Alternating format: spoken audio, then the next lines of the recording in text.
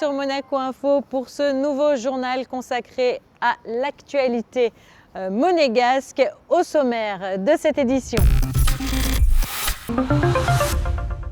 Retour sur le Noël des enfants de Francky qui a fait cette année encore des petits heureux.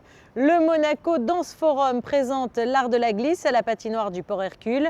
Le dernier spectacle de l'année de l'Orchestre Philharmonique de Monte-Carlo a dévoilé l'esprit français. L'association Les Enfants de Francky a organisé samedi au Sporting d'été son traditionnel Noël pour les enfants malades et défavorisés. Près de 2000 enfants ont ainsi pu assister à un spectacle avant la distribution des cadeaux. Le reportage de Dominique Poulain. Une journée de rêve et de bonheur pour près de 2000 enfants. Ceux de l'association Les Enfants de Francky. Une association qui s'occupe d'enfants malades ou défavorisés de Monaco et de la région PACA, qu'elle soutient depuis 1997. Et pour la première fois, les enfants sont conviés à célébrer Noël dans un lieu féerique, la Salle des Étoiles du Sporting Monte-Carlo. Ils assistent à un spectacle conçu sur mesure, mêlant magie, futurisme et humour. Pendant 45 minutes, les enfants restent immobiles. Émotion, rire, détente et drôlerie. Qu'est-ce que tu as aimé ? Les pirates. Les pirates ? Pourquoi tu as aimé les pirates ? Parce qu'ils faisaient des belles figures. Moi j'ai préféré le laser. Le laser ? Comment il s'appelle le monsieur ? Tu te souviens ? Non. Laserman, non ? C'est pas ça ? Si, c'est Laserman. Francky, un clown fort sympathique et bien sûr présent. Le principal objectif de la mascotte de l'association est de rendre possible l'épanouissement des enfants en difficulté au travers de sorties, d'ateliers, de séjours et de cette grande fête de Noël. Avec les mots, c'est inexplicable. C'est mon cœur, hier a pleuré, j'ai rigolé, c'était très très très fort. Chaque année, c'est quelque chose d'impossible d'expliquer. J'aimerais que tout le monde ait le même sentiment que moi. J'espère bien dans leur vie, au moins d'une fois, d'avoir cet amour et cet sentiment que moi j'ai dans mon cœur. C'est inexplicable. Cette journée est aussi une belle occasion de se réunir dans la joie et d'oublier en quelque sorte les tracas du quotidien. Ça fait plaisir, surtout pendant les périodes de fête, et puis ça fait un peu oublier les galères du quotidien. C'est une belle initiative et ça donne le sourire à tout le monde. C'était une super matinée, c'est incroyable. Et qu'est-ce que ça fait de voir ces enfants sourire, s'éclater ? Moi j'étais heureuse. Franchement ça m'a... Moi j'étais aux anges, ça m'a émue, j'étais émerveillée avec toutes ces lumières. C'est l'esprit de Noël, c'est ça, et puis ça leur fait plaisir et ça nous fait plaisir, donc tout le monde est content. Ça fait plaisir de les voir comme ça, ils sont bien amusés, et puis voilà. C'était super, c'était très très bien, c'était un très beau spectacle, magnifique. Super pour vous, pour les enfants ? Pour les enfants et pour les adultes aussi. Et qu'est-ce que ça fait de voir que les enfants sont contents, joyeux ? C'est super, ça fait plaisir de les voir comme ça, c'est exceptionnel. Et pour parfaire la magie de Noël, chaque enfant reçoit en partant un goûter et un cadeau du Père Noël en fonction de leur âge. Lego, maquillage, voiture télécommandée ou encore peluche à l'effigie de Francky. J'ai eu des jeux de cartes et le petit goûter qui était offert avec. Et la demoiselle ? Et la demoiselle ? Ça et avec aussi un petit goûter. La veille, l'association organise sa 3e Kids Night, toujours dans la salle des Étoiles du Sporting. Un gala destiné aux enfants de la principauté afin qu'ils viennent en aide aux plus démunis. Au programme, des ateliers, des jeux, des animations et un dîner-spectacle. Les bénéfices de la soirée permettront d'aider les enfants de Francky. En bref et en images. Les colis de la Croix-Rouge monégasque ont été remis ce lundi par le prince souverain aux pensionnaires du service gérontologie du CHPG. Un moment toujours très attendu et très émouvant en ces fêtes de fin d'année. Durant la période de Noël, il est de coutume d'offrir des cadeaux et d'exprimer sa solidarité envers les autres. Au Café de Paris, samedi, l'association des handicapés moteurs a fêté Noël avant l'heure. Le souverain a là aussi marqué cet événement par sa présence. Un peu plus tôt dans la journée, c'est la force publique qui s'est réunie autour de son arbre de Noël, l'espace Léo Ferré. Il a marqué les esprits par sa personnalité et son charisme. L'ancien ministre d'État Michel Roger, très apprécié en principauté, est au cœur d'une exposition donnée en son honneur. 22 artistes au total, venus du monde entier, ont réalisé un portrait de l'ancien chef de gouvernement qui est toujours en convalescence après avoir été victime d'un grave AVC l'an passé. Le Monaco Dance Forum a dévoilé un spectacle hors les murs à la patinoire de la mairie de Monaco, un spectacle hors du commun réalisé par une troupe québécoise que nous présente José Sacré.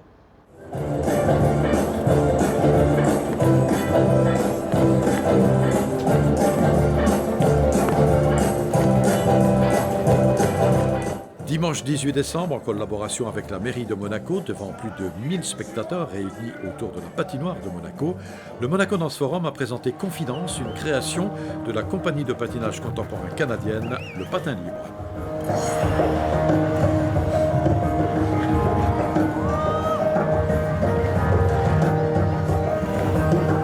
J'ai commencé ma carrière en faisant les compétitions de type olympique, celles qu'on connaît à la télévision. J'ai fait ça très longtemps, 15 ans. Ensuite, j'ai travaillé dans le show business on ice traditionnel. Et puis au moment où je voulais faire autre chose, prendre un virage vers une pratique plus personnelle, plus réellement artistique, bien, j'ai fondé le patin libre comme véhicule pour faire ça.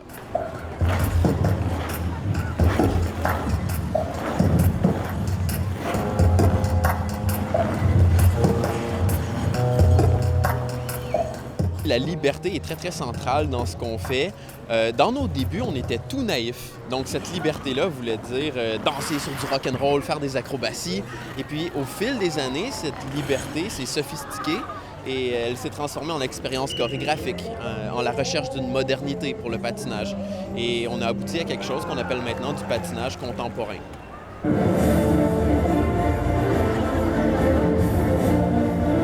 Confidence, c'est un spectacle qui est vraiment très proche de nos cœurs parce que c'est notre histoire. Donc, c'est un spectacle qui revisite tout notre répertoire pour montrer aux gens comment on a évolué des choses plus comiques, plus simplement acrobatiques, vers une contemporanéité. Un sport, ça ne se fait pas dans un costume! Ça se fait dans un uniforme. Puis dans un uniforme, il n'y a pas des brillants puis des froufrous. Une belle aventure. Vous étiez des athlètes, des sportifs, vous étiez des gens qui faisaient du spectacle. Maintenant, vous êtes devenus des artistes. Vous l'avez toujours été au fond de vous-même, non? Oui, je crois qu'il y a une graine d'artiste en tout le monde. Et nous, on la ressentait vraiment. Et puis là, elle a germé et puis elle est devenue ce projet. Mais on reste des athlètes. Ce qu'on fait est quand même très athlétique. On doit s'entraîner. Mais le but final, c'est la poésie, c'est la beauté, c'est de l'art.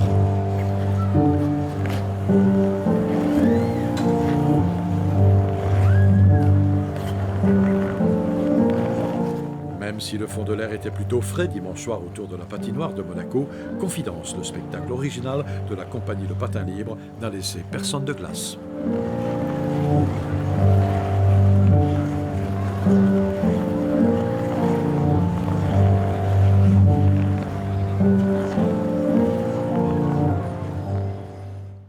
Nous prenons à présent la direction de l'auditorium Régnier 3 et nous restons toujours en compagnie de José Sacré qui a assisté vendredi soir au dernier spectacle de l'Orchestre Philharmonique de Monte-Carlo. Le thème, l'esprit français. Voyez son reportage.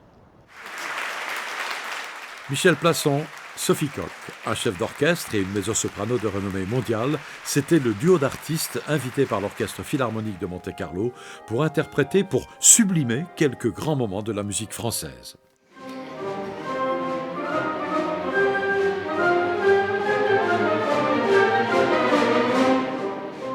Michel Plasson, chef de légende, il a dirigé les plus grands orchestres, mais surtout son cher orchestre du Théâtre du Capitole de Toulouse, dont il a été l'âme et le cœur et le directeur artistique pendant plus de 30 ans.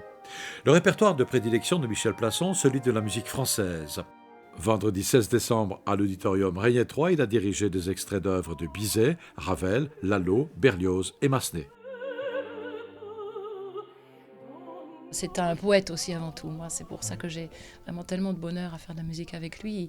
Il parle de musique, il respire la musique et il vous donne une inspiration. C'est quelqu'un qui vous... Voilà, on entre dans une autre dimension. On ne sait plus, on ne compte pas les mesures, on n'est pas à dire cette note est plus courte ou plus longue que celle-là. Non, c'est quelqu'un qui part des images, vous donne envie de vous dépasser, je crois. Et tous les musiciens de l'orchestre le ressentent, on en a parlé.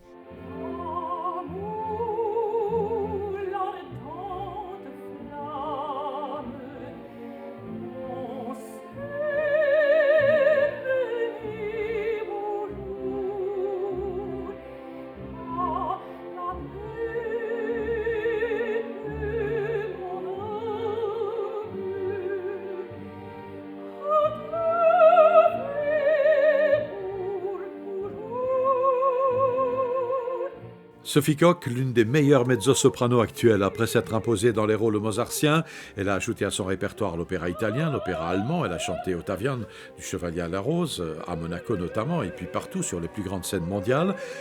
Et l'opéra français. Elle a fait ses débuts au Metropolitan Opera de New York en 2014, dans Charlotte, et y retourne cette année pour Carmen. Je voulais le faire en fait loin de chez moi, pour pas avoir les critiques, les journalistes, la télé, la radio, tout voilà, focus sur une première fois. Je voulais être un peu tranquille, si on peut dire, être tranquille au Métropolitain. Enfin bon, ce que je veux dire, c'est faire du répertoire et pas une première avec tout le monde qui va vous tomber dessus. Voilà.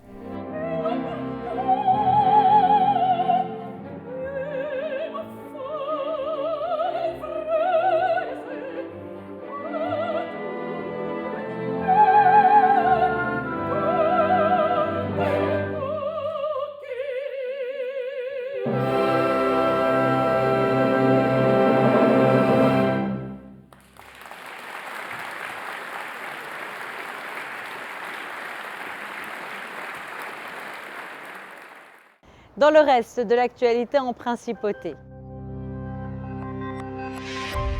La finale du concours de piano à 4 mains s'est tenue la semaine dernière en principauté. Des duos venus du monde entier ont participé à cet événement de haute qualité.